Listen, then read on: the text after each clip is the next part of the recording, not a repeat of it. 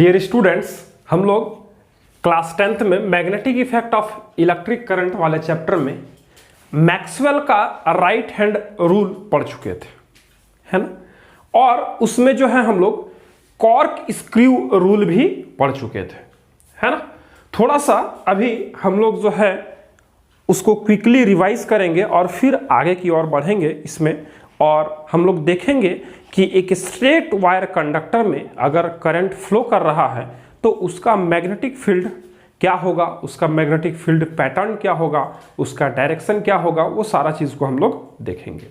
तो Maxwell right hand thumb rule में हम लोग क्या देखे थे कि अगर हम लोग अपने राइट हैंड के अंगूठे को करंट के डायरेक्शन में अलाइंस करें, है ना, करंट के डायरेक्शन में रखें, तो जब हम मुट्ठी बंद करेंगे तो जिस और हमारा जो है अंगुली मुड़ेगा, मुट्ठी बंद होने के लिए जिस और हमारा उंगली मुड़ेगा वही हमको डायरेक्शन देगा किसका, मैग्नेटिक फील्ड का, है ना। तो अभी हम लोग सबसे पहले चलते हैं magnetic field due to a straight wire conductor, है ना। किसके लिए, magnetic field due to a straight current carrying conductor.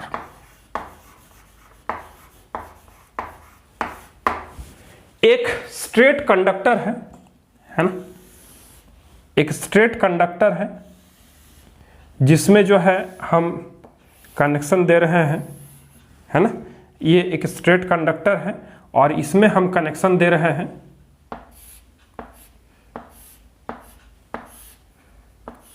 है ना। ये पॉजिटिव हो गया, ये हमारा नेगेटिव टर्मिनल हो गया, ये हमारा बैटरी है ना। और इस बैटरी के सहारे इस कंडक्टर में जो है करंट फ्लो कर रहा है ना। और करंट का डायरेक्शन कैसा होगा, पॉजिटिव टू नेगेटिव, हम लोग करंट का डायरेक्शन जानते हैं, है ना। इस वायर में करंट का डायरेक्शन है अपवर्ड की ओर, है ना। मीन्स ये पॉइंट अगर ए है और ये पॉइंट अगर बी है तो ए से बी की ओर जा रहा है करंट हमारा, है ना। अब हम लोगों को इस स्ट्रेट वायर में, है ना, हम लोगों को इस स्ट्रेट वायर में मैग्नेटिक फील्ड जो प्रोड्यूस होगा उसके बारे में हम लोगों को जानकारी इकट्ठा करना है ना। जानकारी लेना है कि इस स्ट्रेट वायर में अगर करंट जो है पॉइंट ए से पॉइंट बी की ओर जा रहा है तो इसका मैग्नेटिक फील्ड पैटर्न क्या होगा, मैग्नेटिक फील्ड का डायरेक्शन क्या होगा, और ये सब जो है इंफॉर्मेशन हम लोगों को निकालना है, जानना है। तो हम लोग इसके लिए किसका यूज करेंगे, हम लोग इसके लिए Maxwell's right hand thumb rule, right hand thumb rule को यूज करेंगे,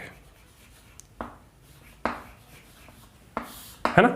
मैक्सवेल का राइट हैंड थंब रूल अभी थोड़े ही देर पहले हम लोग रिवाइज किए, है ना। और हम लोग क्या देखें कि हम लोग अपने राइट हैंड को, है ना, उठाएंगे, है ना, और राइट हैंड को जो है थंब रूल, थंब मीन्स हम लोग थंब को जो है क्या करेंगे, करंट का डायरेक्शन में रखेंगे। तो करंट का डायरेक्शन ऊपर की ओर है तो हम थंब को ऊपर की ओर रखे हैं, है ना, थंब को ऊपर की ओर रखे हैं। अब जो है हम मुट्ठी बंद करेंगे, है ना, मुट्ठी बंद करेंगे। तो मुट्ठी बंद करने के दरमियान हमारा अंगुली जिधर की ओर मुड़ेगा वही हमको डायरेक्शन देगा किसका, मैग्नेटिक फील्ड का। तो अभी देखिए इस वायर में करंट ऊपर की ओर जा रहा है तो अंगूठा का मेरा डायरेक्शन जो है वो अंगूठा जो है करंट का डायरेक्शन को दिखा रहा है। अब हम मुट्ठी बंद कर रहे हैं, मुट्ठी बंद कर रहे हैं तो देखिए हमारा अंगुली किस ओर मुड़ रहा है, इस तरह से मुड़ रहा है ना। यानी यहां पर जो है करंट का डायरेक्शन किस ओर दिखा रहा है, इस टाइप से दिखा रहा है ना। करंट का डायरेक्शन किस ओर दिखा रहा है, इस टाइप से दिखा रहा है ना। ये डायरेक्शन कैसा हो गया, देखिए करंट का डायरेक्शन ऊपर की ओर, अंगूठा हमारा ऊपर की ओर, और अंगुली मुड़ रहा है, मुट्ठी बंद कर रहे हैं तो अंगुली किधर की ओर मुड़ रहा है, इधर की ओर, है ना। मींस बोर्ड से अंदर की ओर जाता हुआ यहां से दिख रहा है ना। तो करंट का जो डायरेक्शन मींस मैग्नेटिक फील्ड का डायरेक्शन कैसा हो गया, इस तरह से, है ना। And this direction is what, ऐसा, है ना, ऐसा। तो this direction is what, this direction is anti clockwise, है ना, एंटी क्लॉकवाइज। ये जो है हमारा वो एंटी क्लॉकवाइज डायरेक्शन में यहां पर होगा क्या, मैग्नेटिक फील्ड का डायरेक्शन। अब हम लोग क्या कर रहे हैं, यहां पर मैग्नेटिक फील्ड को, अगर हम लोग मैग्नेटिक फील्ड पैटर्न को यहां पर ड्रॉ करने की कोशिश करेंगे, है ना, तो यहां पर जो है मान लीजिए कि इस तरह का एक सीट हम लगा दिए, है ना, एक रेक्टेंगुलर सीट हम लगा दिए यहां पर, है ना। और अगर हम यहां पर जो है क्या करें, आयरन फीलिंग्स का इस सीट के ऊपर छिड़काव करें, तो आयरन फीलिंग्स का जो है इसमें किस तरह का पैटर्न बन जाएगा, ये देखिए इस टाइप सा पैटर्न जो है इसमें बन जाएगा, है ना। और इसका डायरेक्शन कैसा होगा, ऐसा, है ना। इसमें जो है मैग्नेटिक फील्ड लाइंस किस टाइप से बन जाएगा, कॉन्सेंट्रिक सर्कल्स बन जाएगा, कॉन्सेंट्रिक सर्कल्स बन जाएगा। कैसा बनेगा magnetic field lines, concentric circles, concentric circles. ये कॉन्सेंट्रिक सर्कल्स होता क्या है, तो कॉन्सेंट्रिक सर्कल्स वैसा सर्कल्स होता है जिसमें एक से अधिक सर्कल बनता है और सारा सर्कल का सेंटर जो है कॉमन होता है। कॉमन कहने का मतलब एक ही सेंटर से जब हम मोर देन वन सर्कल को ड्रॉ करते हैं तो वैसे सर्कल्स को हम लोग कॉन्सेंट्रिक सर्कल्स बोलते हैं, है ना। देखिए यहां पर ये वायर जो है हमारा वो सेंटर का काम करेगा और वायर के चारों ओर जो है ये मैग्नेटिक फील्ड लाइंस का जो है सर्कल बनेगा, है ना। देखिए बन रहा है ना। तो वायर जो है एक कॉमन सेंटर है, वायर जो है सभी सर्कल्स के लिए सेंटर का काम कर रहा है और इसके चारों तरफ डिफरेंट सर्कल्स बन रहा है मैग्नेटिक फील्ड लाइंस का, है ना। तो यही सबको हम लोग क्या बोल रहे हैं, कॉन्सेंट्रिक सर्कल्स बोल रहे हैं। मींस यहां पर एक स्ट्रेट वायर के कारण, है ना, एक स्ट्रेट वायर में जब करंट बह रहा है तो इसमें मैग्नेटिक फील्ड जो जनरेट हो रहा है उसके कारण यहां पर जो है कॉन्सेंट्रिक सर्कल्स बन रहा है, किसका, मैग्नेटिक फील्ड लाइंस का, है ना। तो मैग्नेटिक फील्ड लाइंस का पैटर्न यहां पर किस तरह से बन रहा है, वो कॉन्सेंट्रिक बन रहा है ना। कॉन्सेंट्रिक सर्कल्स पैटर्न का बन रहा है ना। कॉन्सेंट्रिक सर्कल्स को हम लोग किस तरह से बोले, हम लोग बोले circles having common centre,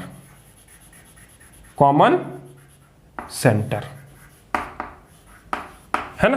common centre, circles एक से अधिक होगा लेकिन सारा सर्कल्स का सेंटर कहां पर होगा, एक ही सेंटर होगा। यहां पर क्या है, वो वायर है, यहां पर क्या है, इस वायर को सेंटर हम लोग बोल रहे हैं और उसके चारों तरफ जो है सर्कल का फॉर्मेशन हो रहा है जो कि हम लोग को मैग्नेटिक फील्ड का पैटर्न को दिखा रहा है।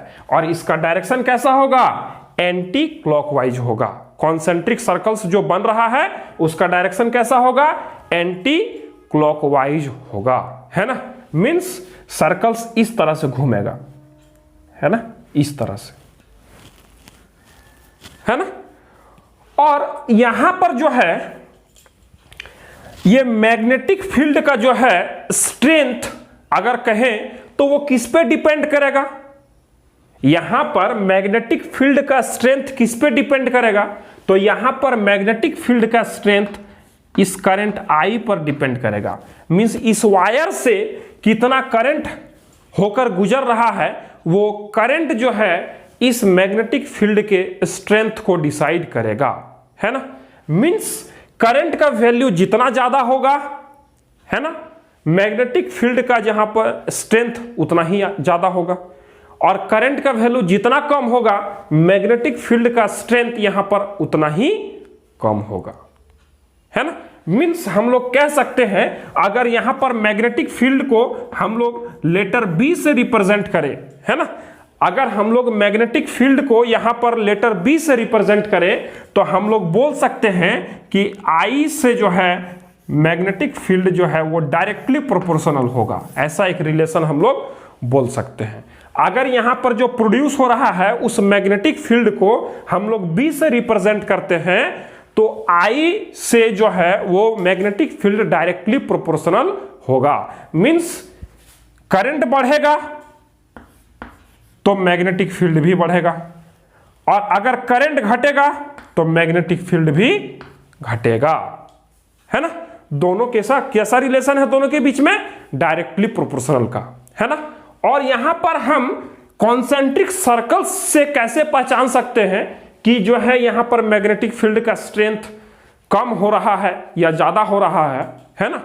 तो जैसे जैसे हम यहां पर हम क्या बोले कि करंट का अगर वैल्यू हम बढ़ाते हैं तो मैग्नेटिक फील्ड का स्ट्रेंथ बढ़ेगा, है ना। तो यहां पर मैग्नेटिक फील्ड स्ट्रेंथ बढ़ेगा, उसको हम लोग कैसे पहचान सकते हैं? इस कॉन्सेंट्रिक सर्कल्स के जरिए, है ना। तो जैसे जैसे हम यहां पर करंट बढ़ाएंगे तो यहां का जो सर्कल्स होगा वो क्लोजर होता जाएगा, है ना। क्लोजर कहने का मतलब क्या है कि दो सक्सेसिव सर्कल्स के बीच का जो डिस्टेंस है वो कम होता जाएगा, है ना। जैसे जैसे हम करंट का वैल्यू बढ़ाएंगे इस वायर में, यहां पर जो कॉन्सेंट्रिक सर्कल्स है उसका जो सक्सेसिव डिस्टेंस है वो क्या होता जाएगा? कम होता जाएगा, है ना।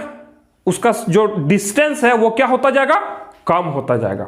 और अगर हम करंट का वैल्यू को डिक्रीज करते हैं, कम करते हैं, तो यहां पर जो है सक्सेसिव सर्कल्स के बीच का जो डिस्टेंस है वो बढ़ता जाएगा, है ना, वो बढ़ता जाएगा, है ना।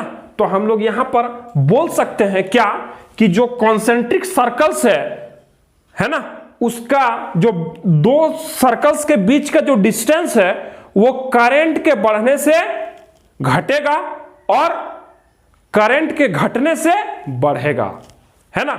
मींस करंट अगर ज्यादा बह रहा है तो कॉन्सेंट्रिक सर्कल्स यहां का ज्यादा बनेगा, और करंट अगर कम है इस कंडक्टर में तो कॉन्सेंट्रिक सर्कल्स क्या बनेगा? कम बनेगा, है ना। करंट ज्यादा तो नंबर ऑफ कॉन्सेंट्रिक सर्कल्स का फॉर्मेशन ज्यादा होगा, करंट कम तो नंबर ऑफ कॉन्सेंट्रिक सर्कल्स का फॉर्मेशन कम होगा। दूसरा बात, यहां पर जो है इस वायर से जैसे जैसे डिस्टेंस बढ़ेगा मैग्नेटिक फील्ड का स्ट्रेंथ घटेगा। जैसे जैसे इस वायर से डिस्टेंस बढ़ेगा वैसे वैसे मैग्नेटिक फील्ड का स्ट्रेंथ जो है वो कम होता जाएगा। यहां पर हम लोग इसको कैसे नोटिफाई करेंगे कि जैसे जैसे हम लोग दूर जाएंगे ये कॉन्सेंट्रिक सर्कल्स का जो सक्सेसिव डिस्टेंस है वो बढ़ता जाएगा। यानी वायर के नजदीक, इस तार के नजदीक सबसे ज्यादा कॉन्सेंट्रिक सर्कल्स का जो है डेंसिटी होगा। मींस कहा जाए तो दो कॉन्सेंट्रिक सर्कल्स के बीच का जो डिस्टेंस है वो कम होगा, लेकिन जैसे जैसे हम दूर जाएंगे इस वायर से वैसे वैसे कॉन्सेंट्रिक सर्कल्स का जो रेडियस है वो बढ़ता जाएगा और सक्सेसिव कॉन्सेंट्रिक सर्कल्स का जो डिस्टेंस है बीच में वो बढ़ता जाएगा, है ना। तो उससे हम लोग मैग्नेटिक फील्ड का स्ट्रेंथ का जो है पता लगा सकते हैं, है ना। मींस मैग्नेटिक फील्ड का स्ट्रेंथ अगर हमको पता लगाना है तो दो कॉन्सेंट्रिक सर्कल्स के बीच का जो डिस्टेंस है अगर वो ज्यादा होगा तो मैग्नेटिक फील्ड स्ट्रेंथ कम, और अगर दो सक्सेसिव कॉन्सेंट्रिक सर्कल्स का जो डिस्टेंस है वो कम है तो मैग्नेटिक फील्ड ज्यादा, है ना। तो इस तरह से हम लोग जो है magnetic field due to a straight current carrying conductor को समझ लिए, है ना। मींस अगर एक ऐसा कंडक्टर, एक स्ट्रेट वायर कंडक्टर है ना, जिसमें करंट जो है बह रहा है तो उसका मैग्नेटिक फील्ड पैटर्न कैसा होगा, मैग्नेटिक फील्ड कैसे कैसे वेरी करेगा, है ना, और मैग्नेटिक फील्ड किस पर डिपेंड करेगा, ये सारा चीज को हम लोग समझ लिए। अगले लेक्चर में हम लोग क्या देखेंगे? Magnetic field due to a coil, है ना। सर्कुलर कॉइल में मैग्नेटिक फील्ड जो है वो कैसा होगा, उसका पैटर्न कैसा होगा, उसको हम लोग देखेंगे। अगर ये लेक्चर आपको पसंद आया तो लाइक जरूर करें, आगे शेयर भी करें, और अगर चैनल पर आप नए हैं तो चैनल को सब्सक्राइब कर लें। मिलते हैं फिर आपसे अगले लेक्चर में, तब तक के लिए गुड बाय, टेक केयर।